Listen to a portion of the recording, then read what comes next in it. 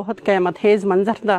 اس سے پہلے میں نے ایسا کبھی نہیں دیکھا تھا. وہ جو میتیں آ رہی تھی نا اس کے اپنے ورثاء نہیں تھے. ہمیں کہا گیا کہ آپ غسل کی ذمہ داری دے دیں کیونکہ وہ تازہ میتیں تھی نا تو اس سے خون زیادہ بہہ رہا تھا اور اس کے جسم میں اتنے سوراخ ہو چکے تھے. ہمیں یہ حکم دیا گیا کہ 20 منٹ کے اندر آپ نے دو میتوں کو غسل دینا ہے. میں سمجھ رہے تھے کہ یہ قیامت ہے اور واقعی قیامت تھی. جو ایک کے بعد ایک ایمبولینس لاش لا رہے تھے، دوسرے لا رہے تھے. جو خواتین صرف ڈگر ہاسپٹل میں لائے تھے نا ڈیڈ باڈی وہ 94 تھے. ان کو غسل دینے والے بھی تھے اپنے نہیں تھے، کفن پہنانے والے بھی اپنے نہیں تھے، سب دوسرے لوگ تھے نا. میرے جذبات تو یہ کہ اللہ یہ تو آزمائش ہے ان لوگوں پر.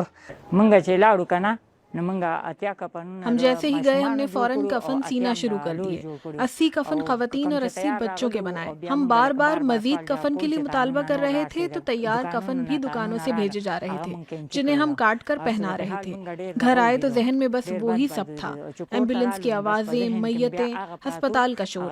اس سب کے بعد 5 روز تک ہم نے آرام نہیں کیا، سو نہیں سکے.